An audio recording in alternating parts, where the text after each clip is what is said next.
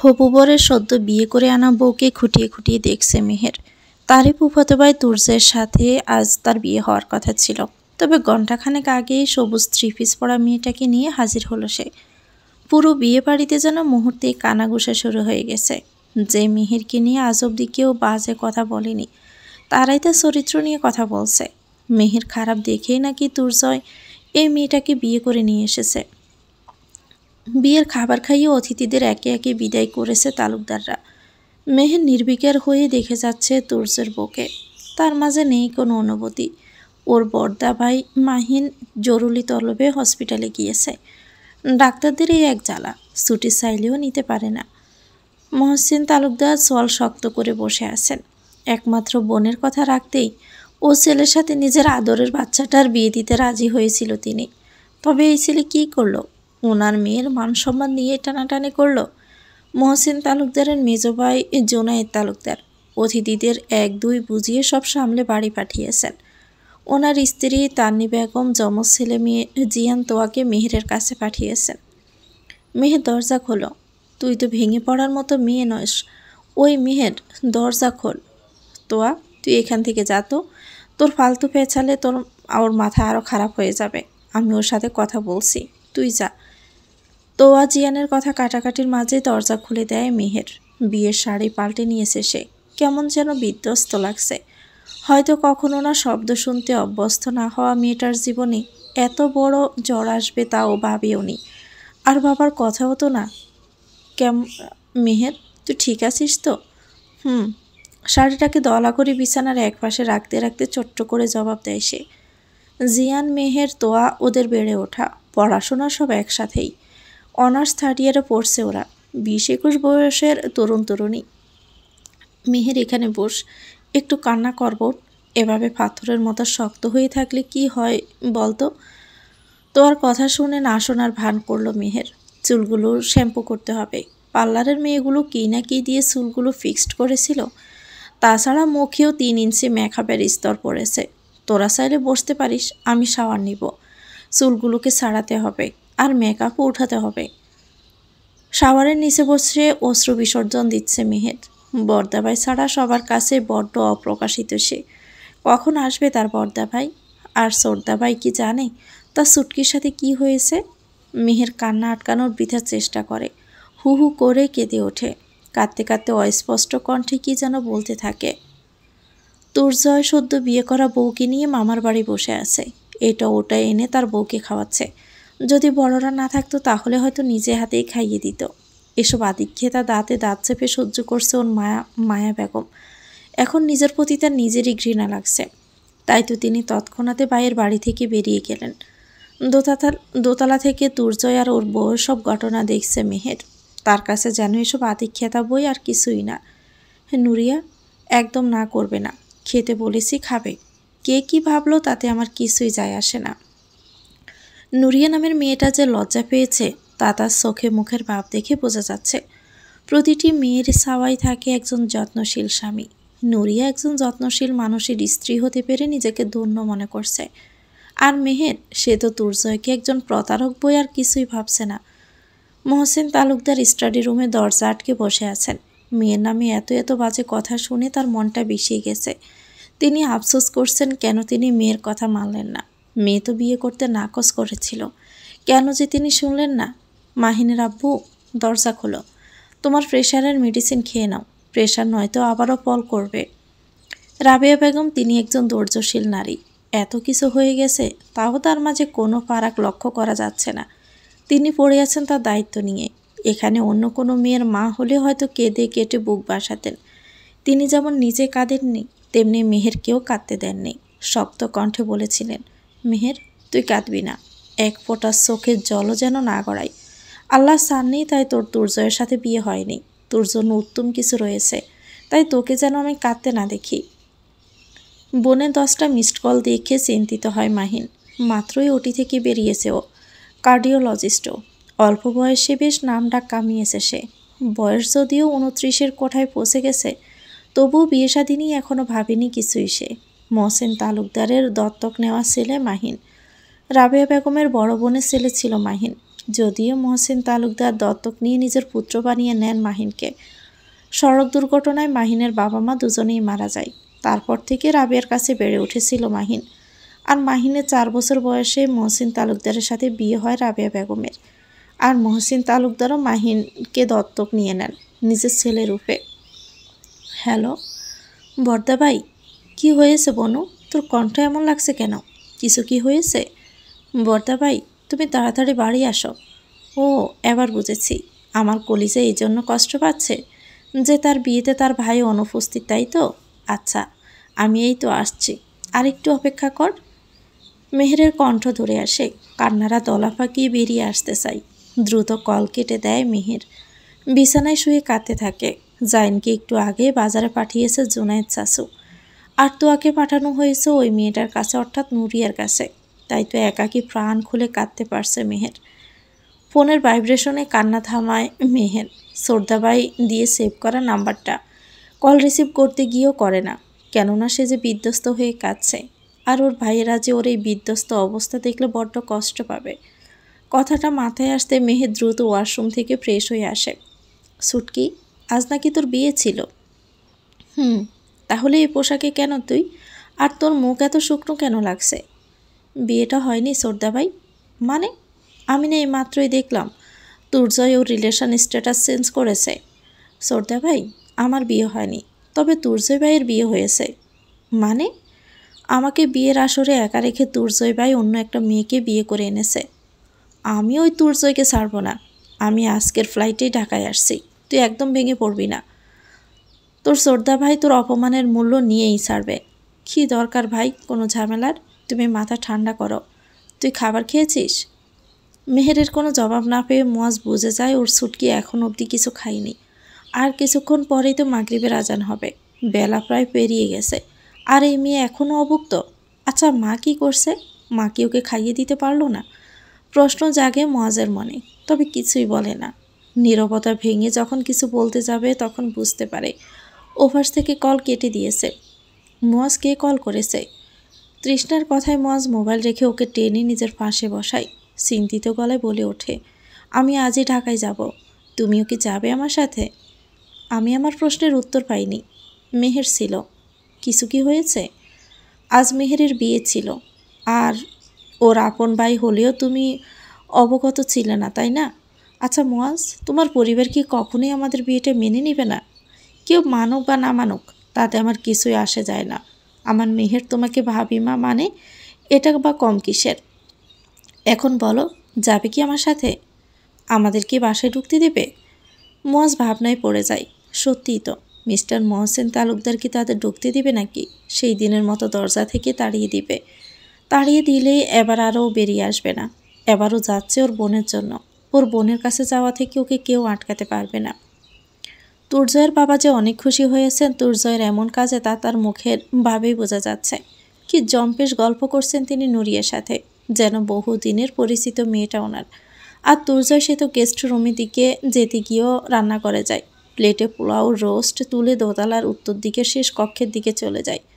দরজা টোকা দিতে ভিতর থেকে শব্দ আসে, জিয়ান, আমার ভালো লাগছে না, তুই যা তো, বিরক্ত করবি না। মেহে দরজা খুলো, আমি তুর্জয়, জিয়ান না। মেহের যেন থমকে যায়। মিনিট 5 পর মেহের দরজা খোলে। ব্রুকুসকে জিজ্ঞেস করে, কি চাই? কিছু চাই না, আপাতত খাবার খেয়ে নে। এই নে তোর পছন্দের পোলাও রোস্ট। আমি এসব কিছুই খাবো না। এগুলো নিয়ে যান তুর্জয় ভাই। মেহের দরজা আটকে নিতে নাই, তবে দরজা ঠেলে ভিতরে ঢুকে পড়ে তুর্জয়। প্লেটটা পড়ার টেবিলের উপর রেখে বলে ওঠে, দেখ মেহের, আমি তোকে সবসময় আমার বোনের নজরে দেখেছি। আর নুরিয়াকে আমি 3 বছর যাবৎ ভালোবাসি। যে মেয়েটা আমার অপেক্ষায় আছে 3 বছর দূরে, তাকে ঠকিয়ে কি করে আমি তোকে বিয়ে করতাম বলবি আমাকে? আম্মুকে আমি বলেছিলাম, আম্মু আমার কথা মেনে নেয়নি। তুর্জয় ভাই, আপনি চাইলে আমার আব্বুকে জানাতে পারতেন, তাহলে হয়তো এত কিছু ঘটতো না। আপনার সৎ হওয়ার জন্য আজ আমার চরিত্রে প্রশ্নে উঠেছে। আপনি এখন আমার রুম থেকে চলে যান। আমি আপনার সাথে আর কোনো কথা বলতে চাই না। বিয়ে বাড়িতে এতটা নিস্তব্ধতা যদিও মানানসই না, তবুও বাড়ির মেয়ের অপমানে এমন নিষ্প্রাণ থাকাটা অস্বাভাবিক না। এখনও ফুলের গন্ধে মৌ মৌ করছে বাড়িটা, তবে ফুলগুলো শুকিয়ে গেছে। তারাবাতিগুলো জ্বলজ্বল করছে। আর তার সাথে জ্বলছে মেহের। দুর্জয়ের বিয়ের জন্য নয়, বরং ওর করা এই অপমানের জন্যই ওর এই দহন। রাত 11টা বেজে আরও বেশি হয়তো। দোতলা থেকে আর নামেনি মেহের। যদিও বা নিচে নতুন বউ দেখার জন্য দুর্জয়ের বন্ধুরা এসেছিল, হইচই হয়েছিল। মেহের বোঝা না, যেখানে আজ একজনের সাথে বিয়ে হওয়া থাকলেও তার বিয়ে হলো আরেকজনের সাথে, সেখানে দুর্জয় কী করে এত হইচই করছে। রাগের বহিঃপ্রকাশ ভিতরেই রাখে মেহের। মেহের এর রাত দুপুরে দরজায় করাঘাত আর বরদাবাইয়ের কণ্ঠে বিছানা থেকে নেমে মেহের দরজা খুলে দিল। মাহিন রুমে একবার উকি দিয়ে ব্রুকুসকে প্রশ্ন করে, কিরে দুর্জয় কোথায়? ওনার বউর সাথে। মানে? আজকে সব ঘটনা শুনে মাহিনের মাথায় আগুন জ্বলে ওঠে। আদরের বোনের সাথে এত কিছু হয়ে গেল, অথচ তাকে কেউ কিছুই বলল না। ইস, হসপিটাল থেকে বের হওয়ার পথে যদি একটা ইমার্জেন্সি কেস না আসতো, তবে হয়তো বোনটা দুঃখ কিছুটা সে ভাগ করে নিতে পারত। মাহিন এক হাতে বোনকে জড়িয়ে ধরে বলে, একদম কষ্ট পাবি না। আমি বাপিকে বলবো তুই পড়াশোনা করবি, নিজের পায়ে দাঁড়িয়ে ভালো একটা রাজপুত্রকে বিয়ে করে দুর্জয়কে দেখিয়ে দিবি। ওই দুর্জয়ের জন্য একদম কষ্ট পাবি না। আহ বর্দাবাই, তোমার কি মনে হয় আমি ওনার জন্য কষ্ট পাচ্ছি? আমার এত অ্যারোগেন্ট মেয়ের ইগো হার্ট হয়েছে, এর চেয়ে আর বেশি কিছুই না। বোকা মেয়ে, যে নিজেকে সহজে অ্যারোগেন্ট বলে মেনে নেয়, সে কি সত্যি তেমন হয়? বর্দাবাই, তোমার বোনও কেমন তুমি কি জানো না? জানি তো, আমার বোনটা পরিস্থিতি এবং মানুষের আচরণ দেখে তাদের সাথে সেরকম ব্যবহার করে। পুরো ঘরটাও ফুলের গন্ধে মৌমৌ করছে। এই ঘরটা ফুল দিয়ে সাজানো হয়েছিল, যা সবই ছিঁড়ে একপাশে রাখা। রাবেয়া বেগম দরজায় আসেন খাবার নিয়ে। মাহিনকে ওই ঘরে ঢুকতে দেওয়া 2 প্লেট নিয়েই এসেছেন। মা তো হোক নিজেকে শক্ত প্রদর্শন করা কঠোর ব্যক্তিত্বের অধিকারী। মাহিন, মেহের। মায়ের কণ্ঠে 2 ভাই বোনই পিছনে ফেরে। মেহের মাথা নিচু করে ফেলে। মায়ের কথা রাখতে না পারায় তার বড্ড কষ্ট হচ্ছে। সে একজন প্রতারকের জন্য কেঁদেছে ভেবেই তো ওর কষ্ট হচ্ছে। রাবেয়া বেগম ভিতরে এসে টেবিলে রাখা খাবার রেখে মেহেরের দিকে তাকান, বলে ওঠেন, বলেছিলাম তো ওর জন্য কাঁদবে না। আল্লাহ তোমার জীবনে উত্তম কিছু লিখে রেখেছে। মেহের চমকায় না। ওর মা ওদের ভাই বোনদের চেহারা দেখলেই বলে দিতে পারে কার কী হয়েছে। ওনারও যে কম পড়েছে না, তবে তা যে উনি প্রকাশ করার সাধ্যই তার নেই। কেননা এটা তার শ্বশুর বাড়ি। কথা বলতে গেলে এখনও তার শ্বশুরের কাছে শুনতে হবে। আমার মেয়ের বিরুদ্ধে একটা কথাও বলবা না বৌমা, পর কখনো আপন হয় না। এই কথাটা বারবার প্রমাণ করবার লেগে উঠা পুরা পড়ো না। মেহে সকাল থেকে পেটে কিছু পড়েনি তোমার, খেয়ে নাও। আর মাহিন, তুমিও তো কিছু খাওনি, দ্রুত হাত মুখ ধুয়ে এসে খেয়ে নাও, আমি এখানেই বসছি। মায়ের কথায় 2 ভাই বোন তৎপর হলেও সারাদিনের ক্লান্তি তাই কারোরই খাওয়ার ইচ্ছে নেই। তুর্জয় যে প্লেট দিয়ে গিয়েছিল তা বেলকনি দিয়ে ফেলে দিয়েছে মেহের। যার চেহারা দেখতে ঘৃণা লাগছে, এখন তার আনা খাবার নাকি মেহের খাবে ভাবা যায়? বসো, আমি খাইয়ে দিচ্ছি। ঢং করতে হবে না দুজনের। না খেয়ে খেয়ে কী অবস্থা করেছে 2 ভাই বোন। আর আমার মুয়াজের কথা বলতে গিয়ে বলেন না রাবেয়া বেগম। গলা ধরে আসে ওনার। মাহিন মেহেরকে খাইয়ে দুজনের কপালে চুমু এঁকে দেন। মাহিনকে নিয়ে বেরিয়ে যান। মেহের তার শত ভাবনায় ব্যস্ত। কাল বাদে পরশু পরীক্ষা শুরু। ওই এক্সাম মিস দিলে ঝামেলা আছে। 3য় বর্ষের ফাইনাল পরীক্ষা শুরু হতে যাচ্ছে যে। পড়াশোনা তো সব লাটে উঠেছিল এই কয়দিনে। শত চিন্তার মাঝেও পড়াশোনার চিন্তায় ডেরা বাঁধে ওর মস্তিষ্কে। দিগন্ত থেকে দিগন্তে ছড়িয়ে পড়ছে সকালের শুভ্রতা। সূর্যি মামার উদয়নে যেন বেশ ক্ষিপ্ত বাতাসবাবু। তাই তো এই ভোর সকালে এত গরম পড়েছে, গা যেন জ্বলে যাচ্ছে। গরমের প্রখর এতই বেশি যে জানালা খোলা থাকায় সূর্যের কিরণ যেখানেই পড়েছে এখন সেখানেই চুলকাচ্ছে মেহেরের। বেচারির এই এক কষ্ট, অতিরিক্ত গরম বা তাপ সহ্য করতে পারে না, চুলকানি শুরু হয়ে যায়। গোসল শেষে বেলকনিতে বসতে প্রধান ফটকের দিকে চোখ যায় মেহেরের। এখনও প্যান্ডেল আছে দেখে ব্রু কুঁচকে নেয় সে। তবে মুহূর্তের মাঝে বুঝতে পারে এসব না সরানোর কারণ। নিশ্চিত তুর্জয় ভাইয়ের হিটলার কিপটা বাপটাই এখানেও রিসিপশনের আয়োজন করেছে, যাতে ওই লোকের টাকা খরচ না হয়। মানবিকতা ধুয়ে কি পানি খেয়েছে না কি লোক, হয়তোবা। জগিং শেষে বাড়ি ফিরে এত সব আয়োজনের আবারও সূত্রপাত দেখে মাহিনের মাথা বিগড়ে যায়। খেপে গিয়ে থামায় তুর্জয়ের বাবা মিস্টার গোলাম ফারুককে।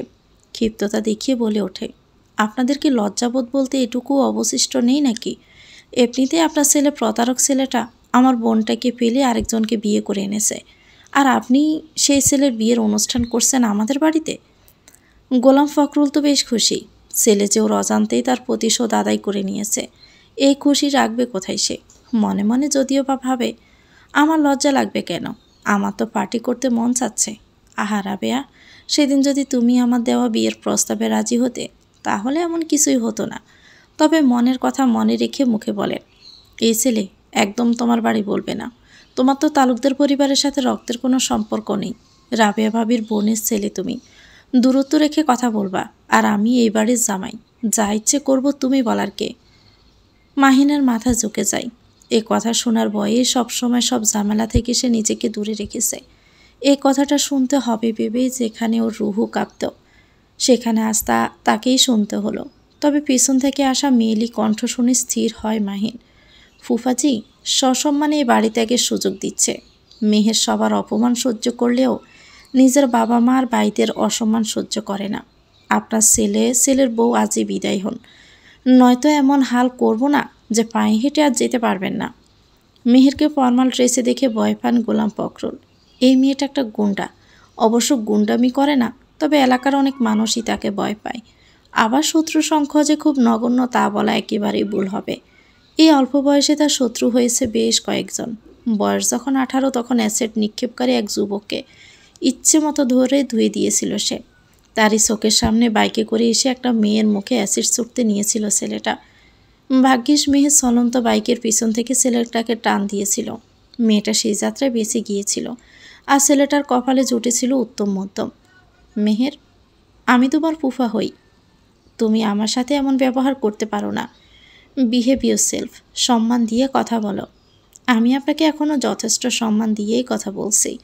আজ যদি আপনি আমার ফুফির স্বামী না হতেন, তবে আপনাকে আর আপনার ছেলের বউকে ধাক্কা দিয়ে বের করে দিতাম। মেহের, বাদ দে তো, শুধু শুধু নিজের মুখ ফসানোর কী দরকার? দাদাই শুনলে শুধুই তোকে ভুল বুঝবে। মোবারক তালুকদার বৃদ্ধ হয়েছেন, তবু তার দাপট কমেনি 1 ইঞ্চিও। এই তো 3 দিন আগে কি কথা নিয়ে কাটাকাটি করে এখান থেকে 3 বাড়ি দূরের বাগান বাড়িতে উঠেছেন। এত বলে কইও ফিরিয়ে আনা যায়নি। আর বিয়ে ভাঙার খবর পেয়ে এসেছিল বটে, তবে তা শুধু মেহেরকে দোষারোপ করতে। এসেছিলেন বলতে যে মেহের কলঙ্কিনী, অমঙ্গল এসব আদিম যুগের ধ্যান ধারণা নিয়েই তিনি পড়ে আছেন। মুয়াজ তৃষ্ণা চট্টগ্রাম থেকে ইতিমধ্যে ঢাকা এয়ারপোর্টে ল্যান্ড করেছে। ভোর বেরিয়েছিল ওরা, যদিও বা চাইলে কাল রাতেই আসতে পারত, তবে বিভিন্ন চিন্তাভাবনা করতে করতে এই দেরি হওয়া। উদ্দেশ্য তালুকদার বাড়ির চৌকাট পেরানো। মুয়াজ, আমার না খুব বাবা মার কথা মনে পড়ছে। বাড়ি ফেরার পথে কি বাবা মায়ের সাথে দেখা করতে দিবা? তৃষ্ণার আকুলতা দেখে মুয়াজ না করতে পারল না, যদিও জানে বাবা মায়ের সাথে দেখা করতে গেলে মেয়েটার চোখে জল আসবে, কাঁদতে কাঁদতে বুক বাসাবে। বাপ মা হারা মেয়েটা যে চাচা চাচির কাছে বড় হয়ে উঠেছিল, ভালো ব্যবহার যদিও পায়নি, তবে লেখাপড়া শিখিয়ে নিজেদের কার্যসিদ্ধিতে এক বয়স্ক লোকের গলায় ঝুলাতে চেয়েছিল ওকে। তৃষ্ণার মনে প্রশ্ন জাগে, তবে মনের কথা আর মুখ ফুটে বের হয় না। মনে মনেই বলে, আচ্ছা মুয়াজ, আজ যদি আমার কোনো বড় ভাই থাকতো, তবে কি সে তোমার মতোই হতো? বিষণ্ণতা শব্দটা কত অর্থকেই না প্রশ্ন করে তোলে। তেমনি মেহেরের জানে নেই তাকে আবার কিসের বিষণ্ণতা জড়িয়ে ধরেছে। আজ সকাল সকাল কথা কাটাকাটি করে যখন ভার্সিটিতে গেল, আড়ালে আবডালে সবাই যে তাকে নিয়ে আলোচনা করছিল সে বেশ বুঝেছে। অবশ্য তাতে একটু খারাপ লাগলেও অতটা গুরুত্ব সে দেয়নি। জীবনে অপ্রয়োজনীয় জিনিসগুলোকে এড়িয়ে গেলেই জীবন সুন্দর, তবে সবসময় তা করা হয়ে ওঠে না। মুয়াজ ভাই আসার পর কী যে এক কাণ্ড হলো। মোবারক তালুকদারের আচরণগুলো ওদের প্রতি মোটেও মানানসই না। বড্ড তেতু টাইপের লোক। মুয়াজ ভাইকে বেরিয়ে যেতে বলল, যদিও ওইবার রাগের বশে আর কথা শোনানোর জন্য ঠিকই চলে গিয়েছিল, প্রতিবাদ করেনি। তবে আজ সে তালুকদারের জন্য নয়, বরং নিজের ছুটকির জন্য এসেছে। যদিও সে তালুকদার বংশের ছেলে, তবে এই নিয়ে তার একদম মাথা ব্যথা নেই। এই বুড়ো তো ওর বোনের প্রতি অন্যায় করেছে, ওর বোনকে অপদস্থ করেছে। মনে মনে একচোট বকা দিয়ে তৃষ্ণার হাত ধরে বাড়িতে ঢুকেছে ওরা। আরে মুয়াজ্জে, আমার বিয়ের কথা শুনে ভাবিকে দেখতে আসলি নাকি? দুর্জয়ের এই গা জ্বালানো কথায় রাগ হয় মুয়াজের। দুর্জয়ের পিছু পিছু নুরিয়াও সিঁড়ি দিয়ে নামছে। না, মেয়েটা মেহেরে থেকে একটু নয়, অনেক বেশি সুন্দর। এই সৌন্দর্যের কারণে কি দুর্জয় এই মেয়েকে বিয়ে করলো? মুয়াজের মনে প্রশ্ন জাগে। পরক্ষণে ভাবে যা হয়েছে তা হয়েছে, এবার আমি আমার পছন্দে আমার সুটকির বিয়ে দিব, দেখিয়ে দিব আমার সুটকি কিছুতেই কম না। তোমার বিয়ে খেতে নয়, বরং আমার সুটকির বিজয়ের সেলিব্রেশনে এসেছি। মানে? আমাদের সুটকি খুব শীঘ্রই ইতালি যাচ্ছে পড়াশোনার জন্য। ডানা মেলে উড়ার সম্পূর্ণ ওর খুব শীঘ্রই পূরণ হতে যাচ্ছে। আমরা তো কেউ কিছুই জানতাম না। এসব হলো কখন? সময় হলে যেন, এখন অনেক পথ পাড়ি দিয়ে এসেছি, একটু না হয় বিশ্রাম নেই। আর তোমরাও যাও, তোমাদের বিয়ের অনুষ্ঠানে নাচো গিয়ে। মহসিন তালুকদার ছেলেকে দেখে গম্ভীর থাকলেও কিছু বলেননি। তবে রাবেয়া বেগম ছেলেকে দেখা মাত্রই চোখের জল ছেড়ে দিয়েছেন। বেয়াদব ছেলেটে কয়েক মাস মায়ের সাথেও যোগাযোগ রাখেনি। তখন না হয় অভিমান করে বাড়ি থেকে বেরিয়ে যেতে বলেছিল, তাই বলে কি আর যোগাযোগই করবে না? বাবু তুই ফিরেছিস? আহারে কত শুকিয়ে গেছিস। যা যা, দ্রুত ফ্রেশ হয়ে আয়, আমি তোদের জন্য এখনই শরবত আনছি। রাবেয়া বেগমের হটকারিতা। ছেলের প্রতি মায়া মমতা দেখে চোখ ভরে আসে তৃষ্ণা। সে ছোটোবেলায় কবে নাগাদ মায়ের ভালোবাসা পেয়েছিল কিছুই তো মনে নেই। যদি এই মা ওকেও সন্তান ভেবে একটু আদর করে দিত। ছেলেকে আরও আদর দিয়ে মাথায় তোলো বৌমা, এমনিতেই যা বেয়াদব, মেয়ে ভাগিয়ে বিয়ে করে এখন আবার ঢ্যাং ঢ্যাং করে এখানে এসেছে। মোবারক তালুকদারের এসব কথাই মুয়াজ্জের রাগ উঠে যায়। তবে সম্মান দেখিয়ে চুপও থাকে না। তাকে তো বেয়াদবের পদবি দিয়েছে, তাই চুপ না থেকে বলেই দেয়, ঠিকই বলেছেন দাদা, আমি তো বেয়াদব, তাই মেয়ে বাগিয়ে বিয়ে করেছি। তা আপনার মেয়ের ঘরের ছেলেও দেখছি আস্ত হারামি, একজনের সাথে বিয়ের দিন পালিয়ে গিয়ে অন্য মেয়ে ধরে নিয়ে বিয়ে করে এনেছে। একদম মুখে মুখে তর্ক করবি না মুয়াজ। আমার মেয়ে আর ওর সন্তান নিয়ে আমি একটাও বাজে কথা শুনবো না। ঘাট ধাক্কা দিয়ে বের করে দিব আমার বাড়ি থেকে। তৃষ্ণা মুয়াজের হাত আলতো আলতো থাপ্পড় দিতে থাকে। ছেলেটার যে রাগ, কখন জানি বাংসুর শুরু করে। সত্যি এ পরিবার বড্ড অদ্ভুত। অবশ্য এমন অনেক পরিবার আছে যেখানে ছেলের বউ আর সেই ঘরের সন্তানদের ততটাও গুরুত্ব দেওয়া হয় না যতটা মেয়ে এবং মেয়ের ঘরের বাচ্চাদের দেওয়া হয়। রাত্রিবেলায় যেন জম্পেশ আলোকসজ্জায় সাজানো হয়েছে তালুকদার বাড়িটা। গার্ডেনের দিকটাই বড় করে স্টেজের মতো বানানো হয়েছে। নুরিয়া গোল্ডেন কালারের শাড়িতে মুড়িয়ে ননির পুতুলের মতো বসে রাখা হয়েছে। যারা বিয়েতে আসেননি রিসিপশনে আসবে ভেবে তারা অধিকাংশই অবাক হয়ে শুধু দেখিয়ে যাচ্ছে। বন্ধুদের সাথে আরেক পাশে দাঁড়িয়ে কফি খাচ্ছে তুর্জয়। মামার বাড়িতে মধুর হাঁড়ি, আর মামার বাড়িতে দাঁড়িয়ে বিয়ে। আহা, তুর্জয় শ্যাম পুরুষ, তার চেহারা দেখে যে কেউ বলবে ছেলেটা হয়তো বেশ ভদ্র।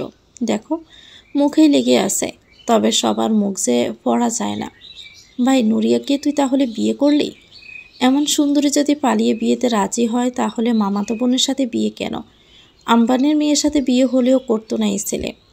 আরে আরে, তোরা তো বলেই যাচ্ছিস, নুরিয়া ভাবি তো মডেল, আর কাল থেকে তো আমাদের বন্ধু মডেলের জামাই হয়ে গেছে বলেই হাসল। উল্টোপাল্টা কথা বন্ধ করতো, কেউ শুনলে ঝামেলা নেই, তবে নানা ভাইয়ের কানে গেলে সে আমাকে গাঢ় ধাক্কা দিয়ে তাড়াবে। উফস ভাই, তোরা চুপ থাকতো। তুর্জয়ের জন্য আমার অনেক আফসোস হচ্ছে। কেন? পিছনে তো দেখ, একদম পরীর মতো লাগছে মেহেরকে। তুর্জয় একবার তাকালেও চোখ ফিরিয়ে নেয়, তবে বাকিদের কিছু না বলে সরাসরি নুরিয়ার পাশে এসে বসে পড়ে। তুর্জয় নুরিয়া দুজনে কাপড় ড্রেস পরেছে। এগুলো সব মেহের আর তুর্জয়ের বিয়ের শপিং ছিল। যদিও মেহেরের প্রয়োজন না হলেও নুরিয়ার কাজ চলে যাচ্ছে। মেরুন কালারের শাড়িতে চুল ছেড়ে সুন্দর করেই সেজেছে মেহের। বিয়েবাড়ির অনুষ্ঠান ছাড়া অতটা সাজতে দেখা যায় না মেহেরকে। তাছাড়া কাল থেকে তো পরীক্ষা, কয়েকদিন বই রেখে তো সরাই যাবে না, তাই একটু নিজের কাজে সময় ব্যয় করা। তবে রাবেয়া বেগমের চোখে পড়লে যে ওর খবর আছে তাও বেশ ভালোই জানে। জাইন তো ইতিমধ্যে ওর পাশে এসে দাঁড়িয়েছে, তো এখনও সাজছে। যেখানে মেহের স্বাভাবিক আচরণ করছে ওরা না করলে কেমন দেখায়। কিরে, এভাবে সেজে কোথায় যাচ্ছিস? আর মাহিন ভাই কোথায়? বর্দা ভাই হসপিটালে গিয়েছে, বিকেলেই গিয়েছে, আজ আসবে বলে মনে হয় না। তা তুই ভাইয়াকে কেন খুঁজছিস? এমনি। ও আচ্ছা আচ্ছা ভাই, একটা কথা বলবি? কি কথা?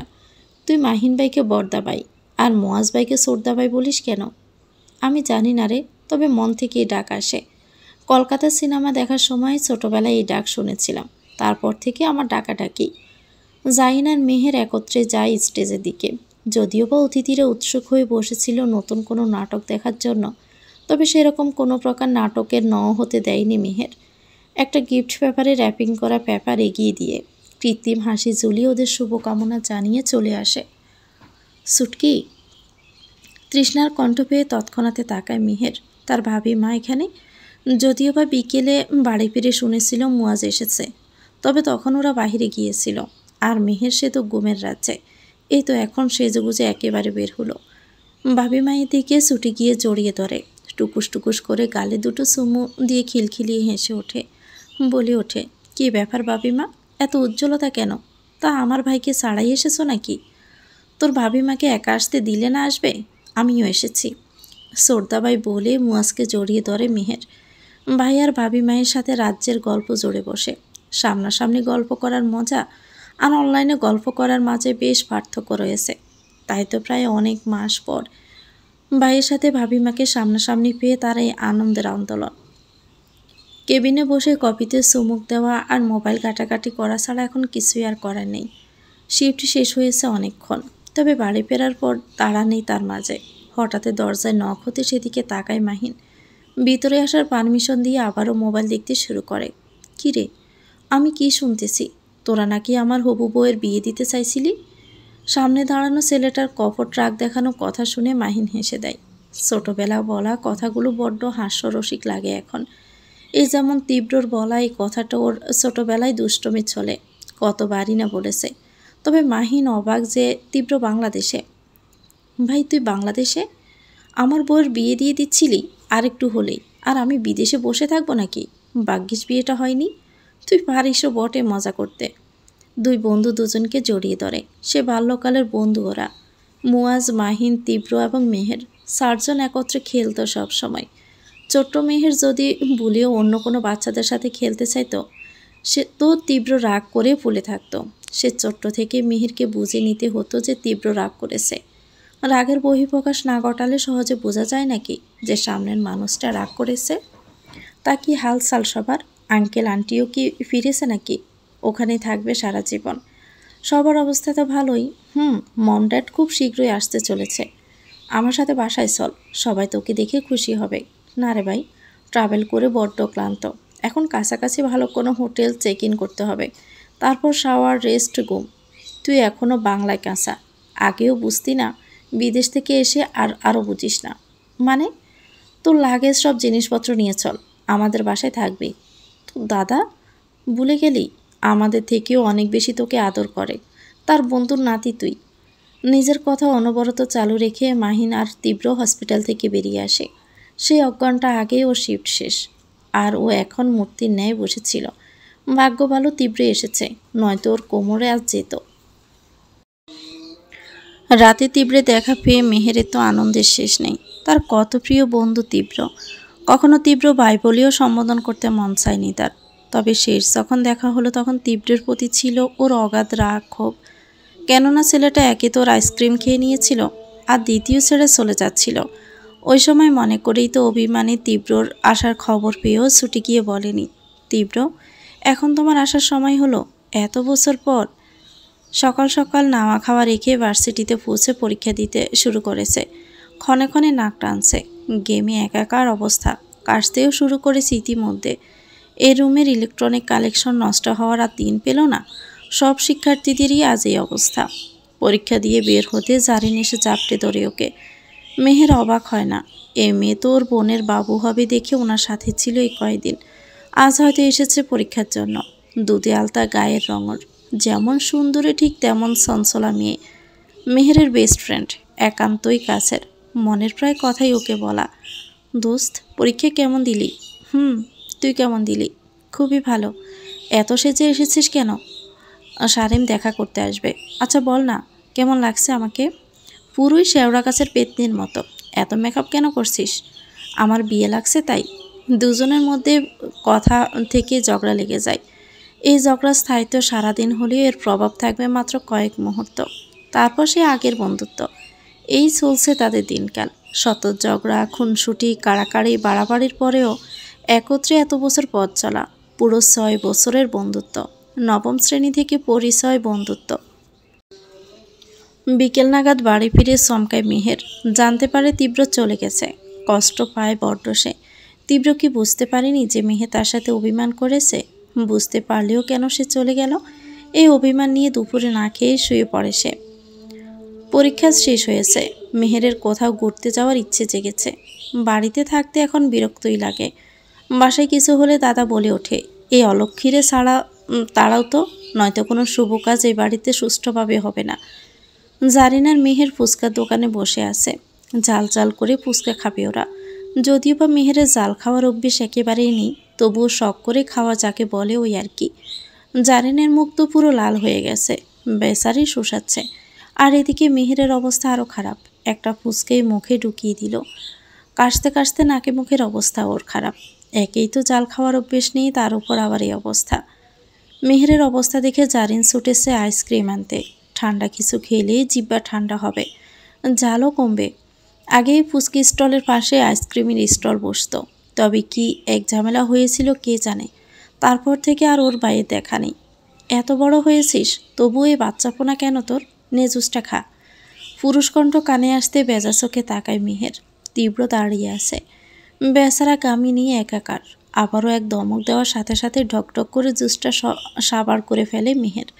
প্লাস্টিকের গ্লাসটা ফেলে বলে ওঠে, তীব্র তুমি এখানে? তো কি করব?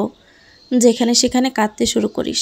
মানুষ ভাবে আমি আমার বউকে হয়তো পিটাই, আর সেই দুঃখে আমার বউ রাস্তায় দেখায়। মেহের হাসতে থাকে। হাসছিস কেন পাগলি? তুমি কি সুন্দর করে মজা করো।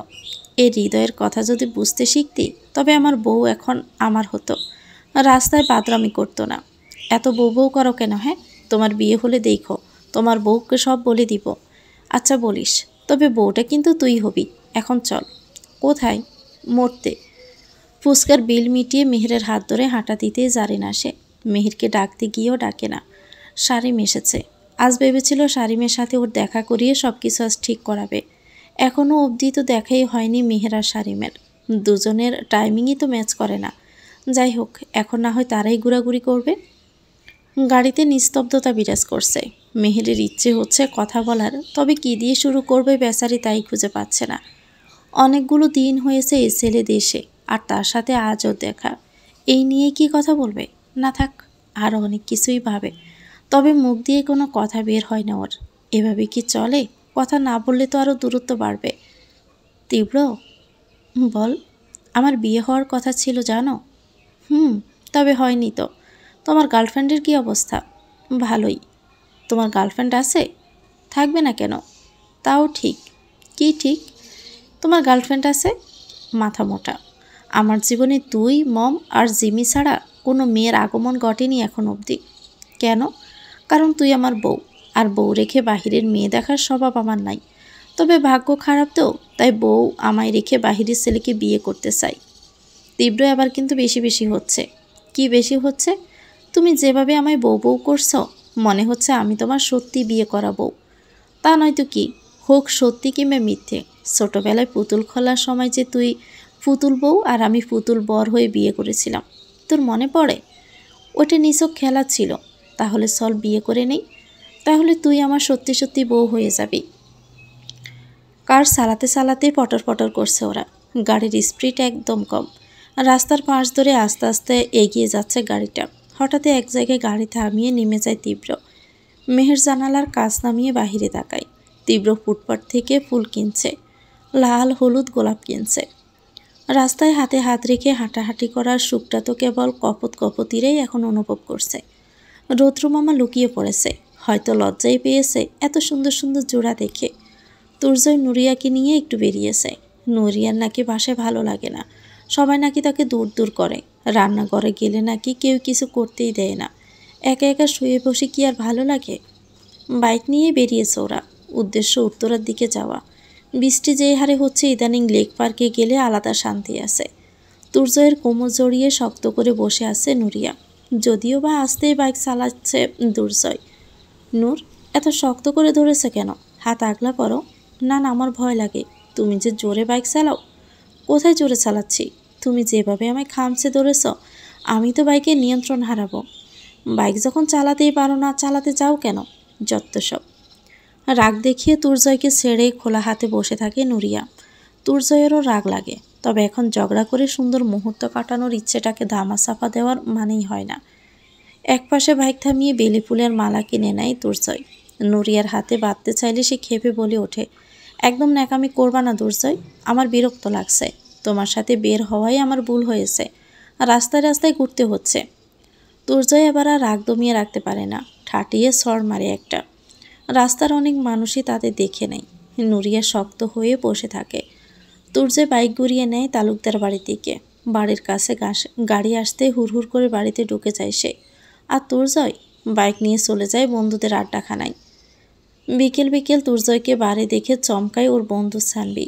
সানবি দেখাশোনা করে এই বারের। এই শহরে ওর বাবার 4টা বার আছে, আর সানবি দেখাশোনা করে এগুলোর। সানবির পরিচয়ে দুর্জয় বিকেলেই ঢুকতে পেরেছে বারে। কি রে এই অসময়ে? আর জিজ্ঞেস করিস না, এক ফ্যাক দিতে বল, মাথা ধরে আছে। সানবি ইশারায় একজনকে দিতে বলে। লোকটা ইশারা বোঝায় সময় লাগবে, কেননা সব ড্রিঙ্কসগুলো সাজানো হচ্ছে। সানবি ইশারায় ম্যানেজ দিতে বলে। লোকটা মাথা ঝাঁকিয়ে সায় দেয়। বসের কথা তো মানতেই হয়। বারে বিয়ে করেছি।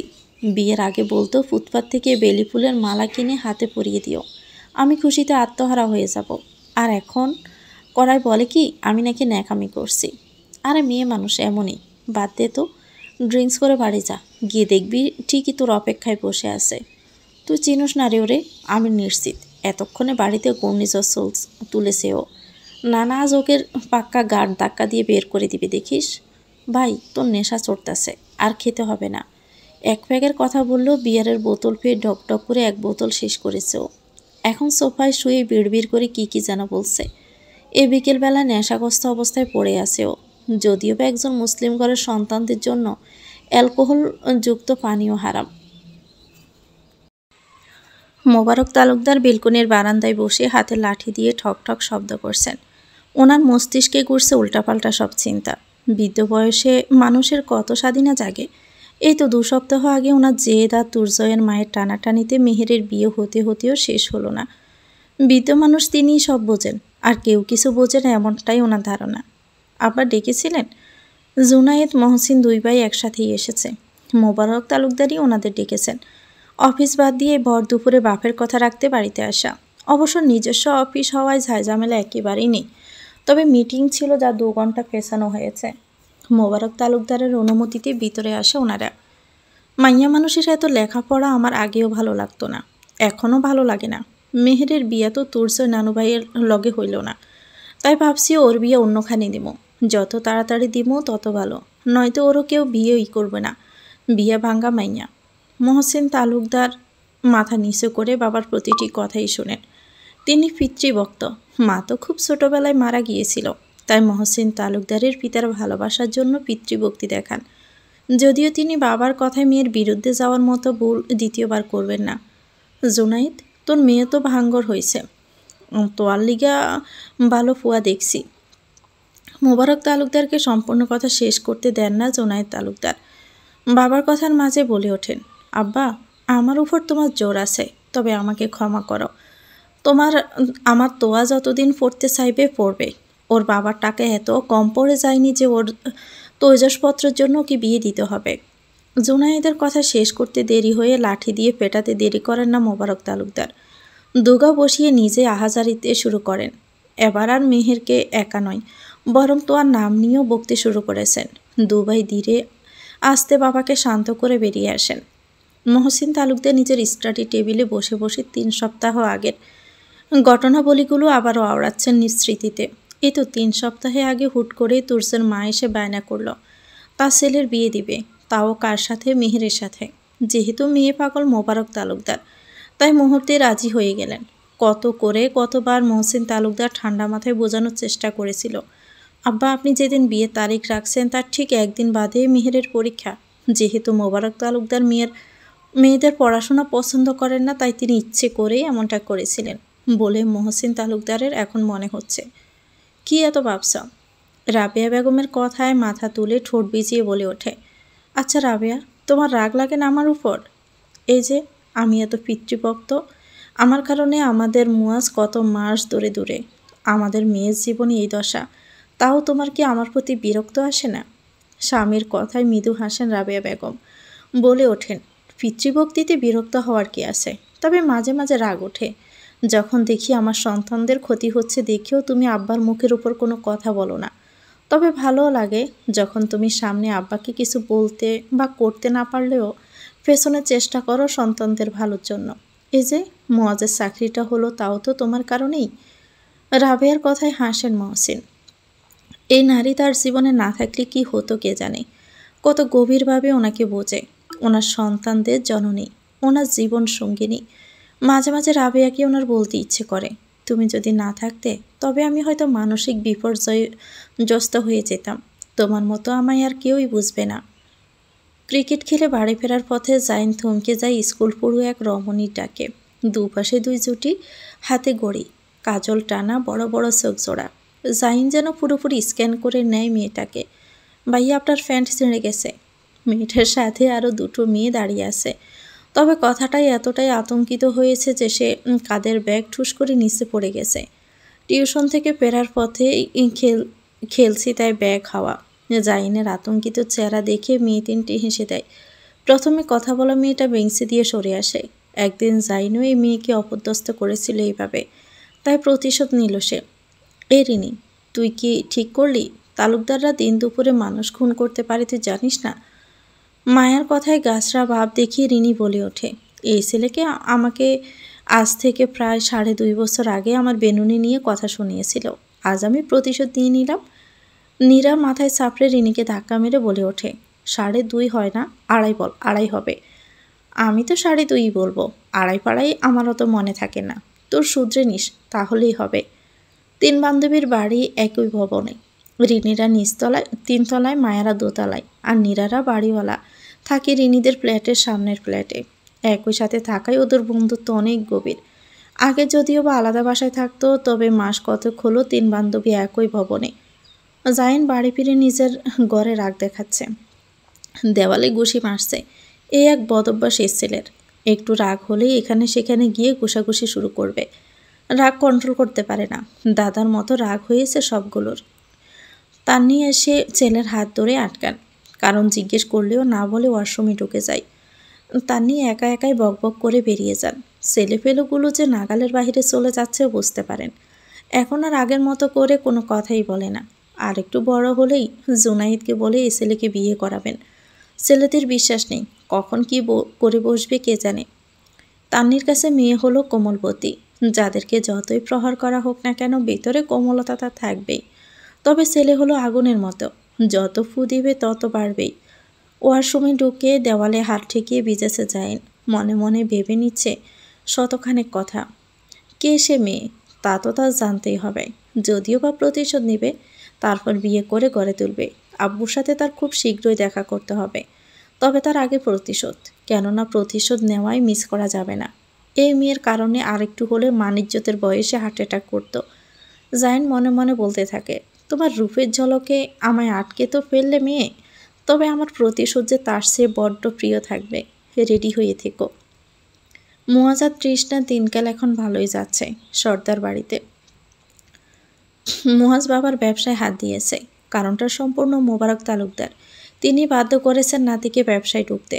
বলেছেন তুর্জয় থেকে শিখো, ওর বাপের ব্যবসা ও সামলায়। তুইও তো কম ঢাঙ্গর হস নাই, বাপের ব্যবসা সামলা, নয়তো কাপুরুষের মতো ঘরে শাড়ি চুরি কইরা বসা থাক। মুয়াজের রাগ তো উঠেছিল, তবে কিছু বলেনি, কেননা ওর মা রাবেয়া বেগম ওকে বুঝিয়েছে। বলেছে বাপদাদার কথায় একদম রাগ করবি না, তোর দাদা আসলে ভালো কথাই বলতে চায়, তবে ওনার বলার ধরনটা ভালো না। এই ভুল বুঝে নিজেকে আর দাদাকে কষ্ট দিস না যেন।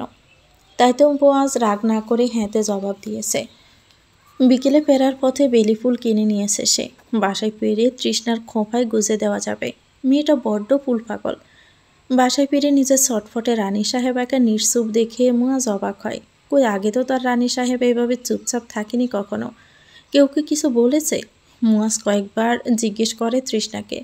তবে সে বরাবরের মতো নিঃসুপ থেকে মুয়াজের পোশাক পরিবর্তনে সাহায্য করেছে। পানি এগিয়ে দিচ্ছে, গড়ি হাতে নিয়ে নিজ জায়গায় রাখছে। রান্নাঘরের সামনে গিয়ে মুয়াজ ডাকে ওর মাকে। ভিতরে তার নিয়ে নুরিয়া আর তুর্জয়ের মাও আছে, তাই আর যায়নি ও। তবে জোর গলাতেই বলেছে, আম্মু তৃষ্ণাকে কে কি বলেছে? বউয়ের সামসা। বাসায় আসার সাথে সাথে কান বসছে, আর তা শুনিও চলে আসছে। রাবেয়া বেগম কিছু বলার আগে রান্নাঘর থেকে কথা ভেসে আসে। মুয়াজ যতদূর ওর ফুফিয়া শাসির সাথে পরিচিত, কণ্ঠ তাদের না। অর্থাৎ নুরিয়া কথাটা বলেছে। মুয়াজ নিজেকে সংযত রাখতে পারে না, বলে ওঠে, আম্মু, অন্যদেরকে সাবধান করে দিও। তালুকদারদের বাজে রেকর্ড আছে মানুষ খুনের। আমার হাতে আবার নয়া নয়া খুন যেন না হয় কেউ। মুয়াজ চলে যায়। সিঁড়ি বেয়ে উপরে ওঠার সময় লক্ষ্য করে মাহিন আর মেহের কিছু একটা করছে, তবে লুকিয়ে লুকিয়ে। মেহেরের রুমে আস্তে করে ঢুকে মুয়াজও দেখার চেষ্টা করে, আর মুয়াজকে হঠাৎ দেখে মেহের চিৎকার করে ওঠে, আর বোনের মতো মুয়াজও চিৎকার করে ওঠে। 3 ভাই বোনই হেসে দেয়। কিরে সুটকি, বর্দাভাই তোমরা কি করছিলে? এই দেখো সর্দা, বর্দাভাই আমায় কি দিয়েছে। হাতের খরগোশটা গালের সাথে স্পর্শ করিয়ে ভালোবাসা আদান প্রদান করে মেহের। সে তো এই ক্ষুদ্র প্রাণীটার নামও ঠিক করে ফেলেছে। 3 ভাই বোন খরগোশ নিয়ে গল্প শুরু করলেও গল্পের ইতি হয় 2 দিন আগে মেহের আর তীব্রের গুড়াগুড়ি নিয়ে। মেহের তো লজ্জায় শেষ। অবশ্য সে তো বুঝতেই পারছে না সে আসলে লজ্জাটা কেন পাচ্ছে। বেপরোয়া গতিতে আরেকটু হলে মাঝবয়সী এক লোককে ঠুকে দিত কেউ। ভাগ্যিস ঠিক সময়ে পৌঁছে মেহের তাকে বাঁচিয়ে নিয়েছে। তবে ওই লোককে বাঁচাতে গিয়ে নিজে মুখ থুবড়ে পড়েছে ফুটপাতে।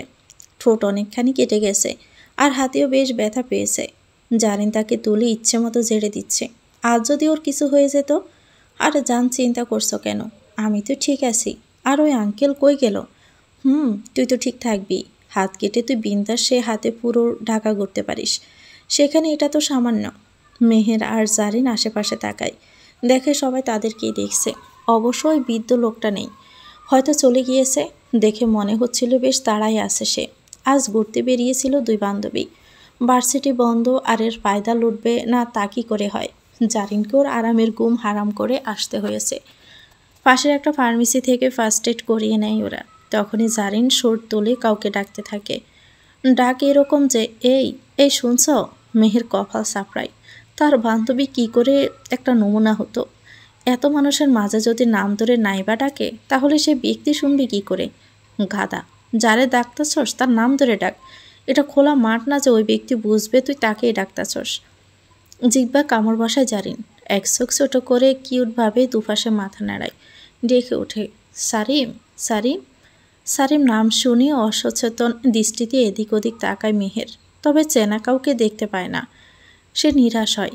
জারিনের এই হবু জামেরে দেখা মনে হয় তার কপালে নাই। আর এই শয়তানিটাও না ঘুরতে যাবে, একসাথে খাবে, তাও একটা ছবি তোলার কথাই মনে থাকে না। বিরক্তিকর। দোস্ত চলে গেছে মনে হয়। আরও ডাক, এই শুনছ এমন করে। জীবনে অনেক নমুনা দেখছি, তোর মতো দেখি নাই। সর, আমি বাসায় যাব। সরি দোস্ত, আর এমন হবে না। তুই আমার জন্য একটা ছবি তো তুলতে পারস, তাই না? তা না করে এখন অবধি শুধু নাম আর কাম বলে বসিয়ে রাখছিস। আমার বেলায় দোষ। তুই যদি ফুসকে স্টলে আরেকটু থাকতি তাহলেই তো দেখা হইতো। তুইও তো কার সাথে চলে গেলি? কে ছিল রে? আমি তো এই বিষয় ভুলেই গেছিলাম। মেহের অবাক হয় না? এ মেয়েটা এমনই, সবসময় একটা একটা করে প্রশ্ন করে না, একেবারেই সব প্রশ্ন করে। যখন যে কথা মনে পড়বে সাথে সাথে মেসেজে জানিয়ে দিবে। এ তো আজকে সকালে জানিয়েছে ওকে নাকি সানিম গোল্ডের রিং দিয়েছে, আর এটা ওর মনেই ছিল না বলতে। তুই বাড়ি যা, যার কারণে আমি হবু দুলাভাইকে দেখতে পারি না, ওই শয়তানটাকে ধুয়ে আসি যা। জারিনকে বাড়ি যেতে বলে নিজেই অন্যদিকে হাঁটা দেয়। অবাক হয়ে জারিন দাঁড়িয়ে রয়। এ মেয়েটাকে প্রশ্ন করলে তার উত্তর পাওয়া যায় না বললেই চলে। প্রশ্ন আজ করলে 10-12 দিন পর একাই এই উত্তর জারিনের সামনে চলে আসে। আর তা মেহের ইয়ানে। এ মেয়ের মন কখন কি বলে কে জানে। ফোন বেজে ওঠায় রিসিভ করতেই ওপাশের শীতল কণ্ঠস্বর জারিনের হৃদয়ে বাড়ি খায়। নাম্বারটা আরেকবার দেখে নেয় সে। মনে মনে কয়েকটা কথা সাজিয়ে নেয়। আজ এই লোকটার জন্য ও বকা খেতে হলো। রাস্তায় দাঁড়িয়ে না থেকে বাড়ি যাও, মেহের তো চলেই গেছে। সারিমের কণ্ঠস্বর এলোমেলো হয়ে যায় জারিনের সব সাজানো কথা, তবে কপট রাগ দেখিয়ে বলে ওঠে, তা যখন দেখেছেন আমাদের আসলে কি সমস্যা হতো শুনি, আর আপনি কিভাবে জানলেন ও মেহের ছিল? ওপাশটা যেন আবারও নীরবতায় শুয়ে গেল। ওয়েটারের কণ্ঠস্বর বেশি আসায় জারিন বুঝলো আশেপাশে কোনো রেস্টুরেন্টে বসে ওকে দেখছে এই বদলোকটা। এদিক সেদিক তাকাতে লাগলো সে। তখনই সারিম বলল, এদিক সেদিক তাকাতে হবে না, ব্লুবেরি রেস্টুরেন্টের দোতলায় চলে আসো। এই রেস্টুরেন্ট নতুন খুলেছে, আসবো বলে আসা হয় না। আপনি বসেন, আমি আসছি। ফোনের পর ফোন আসা বিরক্তিতে আবার উঠে বসে তীব্র। রাত 2টার দিকে ঘুমিয়েছিল, আর এখন 10টা 50-এর মতো বাজে। আকাশ একেবারেই মেঘলা। তাই সময়ের আন্দাজ করা খুবই টাফ। বারান্দা দিয়ে একবার বাহিরে লক্ষ্য করে ফোন রিসিভ করে সে। তবে ওপাশের রাগান্বিত কণ্ঠ শুনে মুখে তার হাসি ফুটে ওঠে। তীব্রর বাচ্চা, তোমার জন্য আমি এখনও জারিনের জামাইকে দেখতেই পারলাম না। তুমি কোথায় আছো জলদি বলো, আজ তোমার খবর আছে। মেহেরের কথা শুনে তীব্র ঠোঁট টিপে হাসে, বলে ওঠে, মেহের, তোকে এখনও বিয়েই করতে পারলাম না, আমার বাচ্চা আসবে কোথা থেকে? আর জারিনকে? মেহের লজ্জা পায়। এই ছেলের কথা ইদানিং তার লজ্জা পাওয়া একটু বেশিই হচ্ছে। ফোনে ঝগড়া করেই এত লজ্জা পাচ্ছে, আর সামনে থাকলে কি না যে কি হতো কে জানে।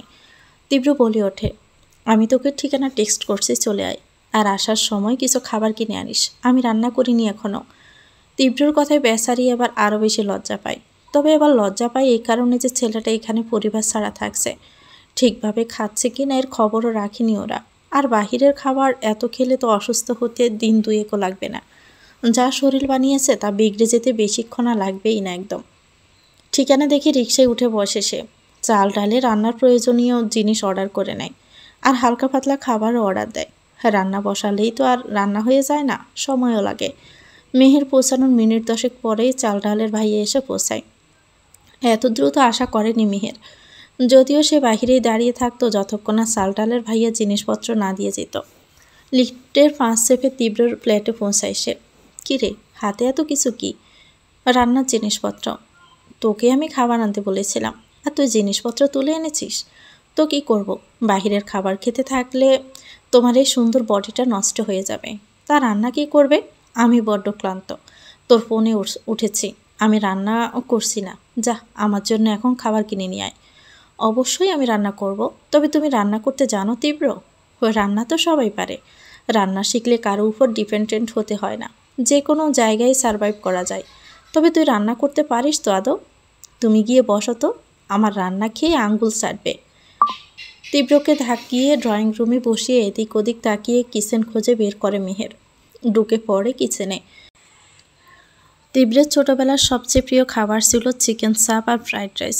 বেশ মজা করেই খেত। মেহের ঠিক করে নেয় এখন সে তাই বানাবে। যদিও সকাল সকাল এসব খাওয়া ঠিক না, তবে এখন আর সকাল আছে কি, অলরেডি 11টা 40 বাজে। রান্না শেষ হতে হতে 12টার বেশি হয়েই যাবে। মেহের কি রান্না করছে উকি দিয়ে 2-1 বার দেখে গিয়েছে তীব্র। মেহেরের রান্না ব্রেডি খাচ্ছে। খিদে পেয়েছিল তা বেচারার। জরুরি ফোন আসার ড্রয়িং রুমে ফিরে আসে সে। কল রিসিভ করতে ওপাশ থেকে শুনতে পায় কেউ বলছে, বাহ বাহ, বাংলাদেশে আত্মগোপন করেছ? তোমার মতো কাপুরুষের হাতে নাকি গ্র্যান্ডফাদার ক্যানিয়ন তার বিশালের রাজত্ব তুলে দিবে ভাবা যায়? তীব্র নিজের রাগ সংবরণ করে হাসতে হাসতে বলে ওঠে, এছাড়া আত্মগোপন করে না, বরং আত্মগোপন করতে বাধ্য করে। তবে পাখি যদি নিজ থেকেই এত সহজে ধরা দেয় তাহলে কি চলবে? তীব্র কথায় ওই পাশ থেকে যে কল কেটে দেয় তা দেখে সে হাসে। কাউকে মেসেজ দিয়ে মোবাইল থেকে নাম্বারটা ডিলিট করে দেয়। নাম্বার চেঞ্জ সে করবে না, নাম্বার চেঞ্জ করলে ঝামেলা আছে। শত শত প্রশ্ন করবে তার পুতুল বউ। মাহিনাজ ডেটে যাবে। সুন্দর করে সাজগোজ করেছে। সাজগোজ যদিও মেয়েদের স্বভাব, তবে নিজেকে সুন্দর করে পরিপাটি রাখা সবার কাজ। আর এদিকে মাহিন সবচেয়ে সেরা, একদম পরিপাটি পারফেক্ট মানুষ বলা যায়। যদিও কোনো মানুষ পারফেক্ট না, এই যে এত পারফেক্টনেসের মাঝেও মাহিন তার রক্তের পরিবার থেকে বড্ড দূরে। তারা তো তার খোঁজও নিল না। বাবা মা মরলে যে বাবার পরিবার ধীরে ধীরে পর হয়ে যায় চোখে আঙ্গুল দিয়ে দেখিয়ে দিল। তার আম্মু না থাকলে তার কি হতো? হয়তো রাস্তায় রাস্তায় বড় হতো। চায়ের টাপড়িতে বসে চা খাচ্ছে সে। এই জায়গাটাতেই সে ডেটে এসেছে। আজ অবধি যতবার ডেট করেছে এখানে এসেছে। তার ভাষ্যমতে যে মেয়েকে আমাকে ভালোবাসবে সে আমার গরিব কিংবা ধনী হওয়া দেখবে না। আর গরিব কিংবা ধনী হওয়া নিয়ে যদি এতই সমস্যা থাকে তাহলে তাকে আমার চাই না। এক্সকিউজ মি, আপনি কি মাহিন তালুকদার?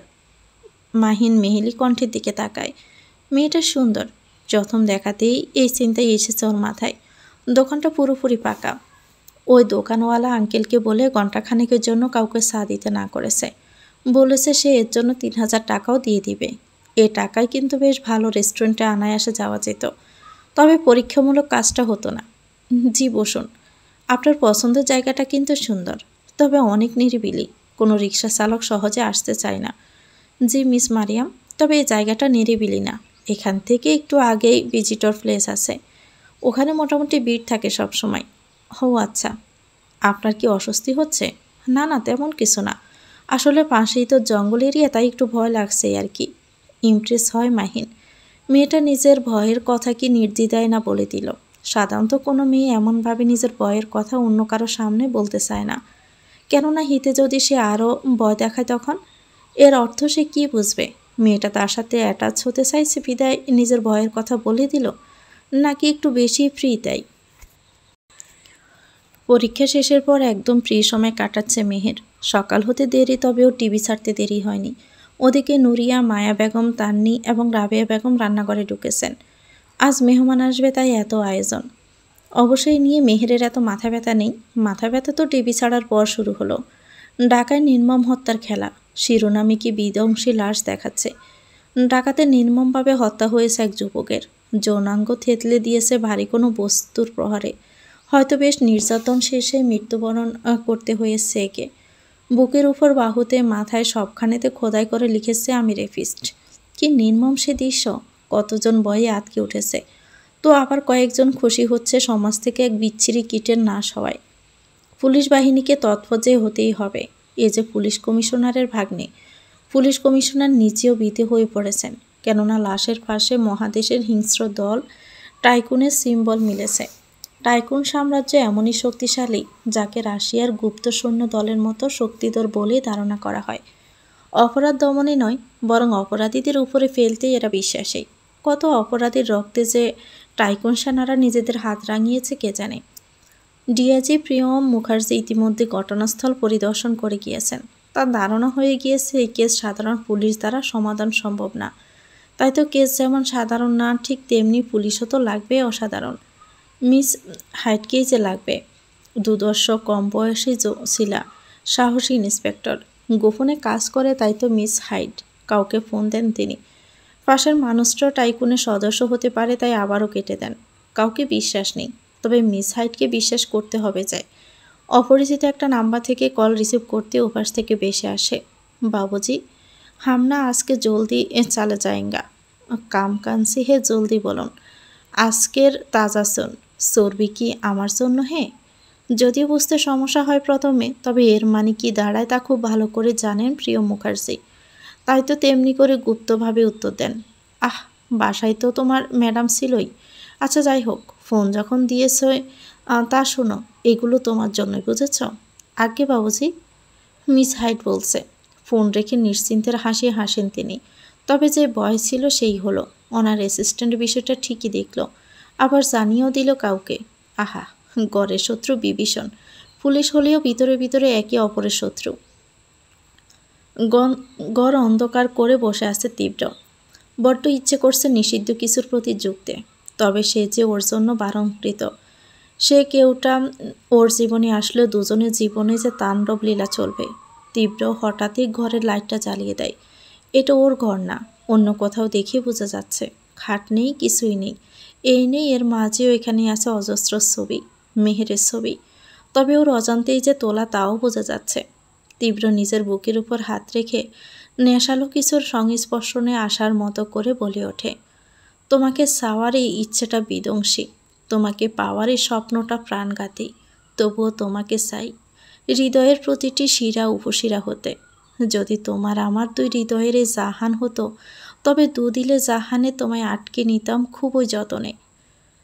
ছোটবেলার খেলার ছলে নিজেকে মেহেরের বলে মেনে নেওয়ার তীব্র দূরে গিয়েও থাকতে পারেনি ওকে ছাড়া। তাই তো পাগলামি করতো নিত্য নতুন। তবে হঠাৎ করে ওর 19তম জন্মদিনে সব ঠিক হয়ে গেল। ও পাগলামি করা, 2 বছরের পাগলামি কি আর এত সহজে চায়? তীব্র তো মেহেরের খবরাখবর পাওয়ার জন্য আলাদাই এক লোক নিয়েছিল। মোটা অঙ্কের মাইনে তো তার হাত খরচের টাকা দিয়েই হয়ে যেত। তাছাড়া পার্ট টাইম জব তো সে করতই। ফোন বাজার শব্দে তীব্র বেরিয়ে আসা ওই রুম থেকে। গোপের রুমটা তীব্রের রুমের ভিতরে আলমারির আড়ালে। দিনে 2-3 বার এখানে না আসলেও চলে না। ফোন রিসিভ করতে ওভার্স থেকে বিদেশি ভাষায় কিছু কথা ভেসে আসে। এ স্যার, তুমি কেন বাংলাদেশে গেলে? তোমার প্রয়োজন কানাডাতে। নাবিল গ্রুপ আবারও নিউ স্ক্যান্ডাল করেছে। আহ আঙ্কেল, আপনি এত ভয় পান কেন? আপনার এ স্যার এখনও জীবিত। এর নাবিল গ্রুপ আমাদের হাতের ময়লা। আজ সমস্যা করছে, কাল তো নাও থাকতে পারে। ওপাশের ব্যক্তি খুবই ভালো করেই বুঝে যান কাল নাবিল গ্রুপে কিছু না কিছু হবে। হোক কারো মৃত্যু কিংবা হাই ভোল্টেজের কিছু। আঙ্কেল আবারও বলে ওঠেন, ও কোথায়? তোমার সাথেই কি আছে নাকি ওর কোনো? আঙ্কেল, ওকে বাচ্চা নাকি? ঘুরছে হয়তো কোথাও কোথাও, ওকে ইগনোর করেন। ওর বিষয়ে এখনও জানেই বা কয়জন? আচ্ছা, বেস্ট অফ লাক মাই বয়। আঙ্কেলের কোনো কালো অতীত নেই। শাসন ব্যবস্থা ওনাকে এমন বানিয়েছে। তীব্রর সাথে ওনার প্রথম দেখাটা ছিল অন্যরকম। কাউকে হত্যা করে তিনি বকছিল ওই লাশটাকে, আর তীব্র তা দেখে থমকে ছিল অনেকক্ষণ। তারপর এগিয়ে এসে বলেছিল, আঙ্কেল, রেপিসটাকে এত সহজ মৃত্যু দিলে কেন? এর তো আরও কঠিন মৃত্যুর প্রয়োজন ছিল। সেই দেখাতে এমন কিছু ছিল যে তীব্র আজ ওনার সাথ হয়ে লড়ছে। সময়ের গভীরতায় সে জানতে পেরেছিল আঙ্কেলের মেয়ে লড়া যখন রেপের ভিকটিম, তখন প্রমাণের অভাবে আসামি খালাস। অবশ্য লড়া যদি আত্মহত্যা না করতো তবে হয়তো আসামির সাজা হতো। তবে আঙ্কেল সেদিন থেকেই নাকি এই অন্ধকার খুনাখুনির জগৎকে বেছে নিয়েছেন। মুয়াজ, মাহিন পরিবারের বাকি সবাই ডাইনিং টেবিলে উপস্থিত। একসাথে সকালে নাস্তাটা খাবে বলে কথা। তবে তোয়া নেই। এই তো 4-5 দিন যাবৎ কেমন চুপচাপ হয়ে থাকে, যেন অনেক কিছুই ভাবে। তবে এই ভাবনা সুরাহা আদর্শে পায় কি না তা নিজেই জানে না। মেহের ডাইনিংয়ে বসতেই তার আগে মোবারক তালুকদার তাকে বসতে নিষেধ করেন। একটা চেয়ারেই পাকা ছিল। তিনি মেহেরকে উঠিয়ে নুরিয়াকে ওখানে বসতে বলেন। মেহেরের ভিতরটা রাগে কেঁপে ওঠে। যত সে মেয়েটার সাথে মেশার চেষ্টা করছে, তবে তার দাদার কর্মকাণ্ডে পারছে না। আর এই মেয়েটা তো কথার কথা বলতেই পারত, আমি না হয় পরে খাবো, মেহের আগে খেয়ে নিক। না, এ কথাই মেয়ের মুখে আসেনি। রাগ দেখিয়ে ড্রয়িং রুম থেকে মোবাইল হাতে বাড়ি থেকে বেরিয়ে যায় সে। মেহেরের প্রতি এমন অবিচার দেখে মুয়াজ চুপ থাকতে পারে না। টেবিলে সশব্দে আঘাত করে। প্রতিটি মানুষ কেঁপে ওঠে। তবে মাহিন নির্বাক। সে জানতো তার ভাই এমন কিছুই করবে। তোমাদের সমস্যা কি আমাকে বলবা? মেহের তো এবারের মেয়ে, তাও তোমাদের ভিতরে কি এমন চলে যে সবসময় ওকে হে করো? তোমাদের কারণে না খেয়ে চলে গেল ছুটকি। এখন নিজে খাওয়া রেখে টেবিল থেকে সরে আসে। মাহিনের খাওয়া শেষ। এখন সে তার বনুর কাছে যাবে। সে জানে তার বনু অতিরিক্ত রেগে গেলে কোথায় যায়। মুয়াজের পিছু পিছু তৃষ্ণা ঘরে গিয়েছে। এই ছেলে যা রাগ, ঘরে গিয়ে না সব ভাঙলেই হলো। যাকে নিয়ে এত কিছু হলো সে তো নির্লজ্জের মতো খেয়েই যাচ্ছে।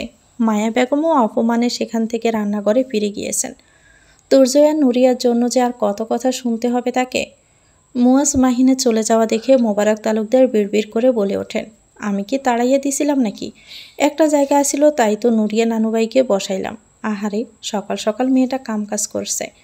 মোবারক তালুকদারের এমন চিন্তায় বাটা পড়বে যদি তিনি শুনেন তার আদরের নাতবউ কাজ করার পরিবর্তে রান্নাঘরে বসে মোবাইল চালিয়েছে।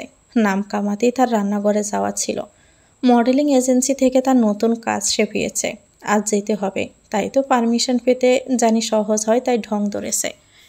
তালুকদার বাড়ি থেকে বেশ অনেকটা দূরেই খোলা মাঠ, আর খোলা মাঠের একপাশে সুন্দর একটা বিশাল আম গাছ। ডালপালাগুলো বিশাল বিশাল। মাঠের একপাশে ফুল গাছ আছে কিছু।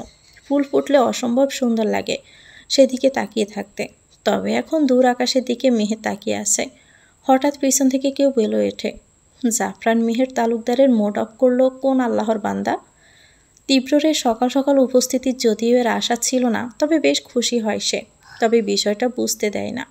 তীব্র আবার বলে, তোরে এত পাত্তা দেই দেখেই কি এমন ঢং করস? কোথায় ঢং করলাম? চুপ থাকবি না? তোর নীরবতা আমার ভালো লাগে না। আমার সাথে থাকলে পটর পটর করবি। তা সারফরাজ রেদওয়ান তীব্র যে নীরবতা প্রেমী থেকে শব্দপ্রেমী হয়ে উঠেছে তা কি সে জানে? মানে? ও জানে। কেন? তোর কি আমার এই আমিকে পছন্দ নাকি? আমার তো তুমি নামক মানুষটাকে বড্ড পছন্দ তীব্র। আমি ধন্য ধন্য। মেহেরের পছন্দ নাকি আমি? তোমার সাথে আর কথাই বলবো না। তাহলে কার সাথে কথা বলবি? ওই নিহালের সাথে? তীব্র, তখন আমরা বাচ্চা ছিলাম। বয়স ছিল আমার মাত্র 8। তখন আমি ওর সাথে খেলেছি বলে কি তুমি সারা জীবন ওর কথাই বলবা? তুই খেলবি কেন? আমি কি ছিলাম না সেখানে? তুই আমার সাথে, তাহলে তুই কেন ওই ছেলের সাথে খেলবি? আসো, এখন ঝগড়া বাঁধাই ছোটোবেলার ঘটনা নিয়ে।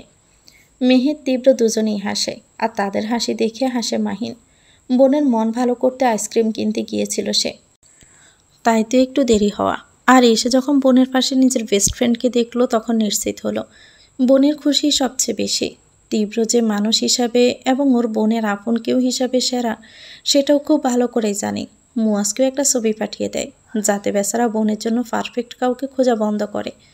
উল্টো পথে গাড়ির দিকে যাওয়ার সময় মাহিনের দেখা হয় জারিনের সাথে। মাহিনের হাতে আইসক্রিম দেখে জারিন লাফিয়ে উঠে বলে, মাহিন ভাই, তুমি কি প্রেম করো? 2টা নিয়ে ঘুরছ? বাবা, ফাজিল দিব একটা সর। তা তোর বড় বোন মারিয়াম কিন্তু খারাপ না, আমাকে তুই পার্মানেন্ট বাইয়া বানাতে পারিস।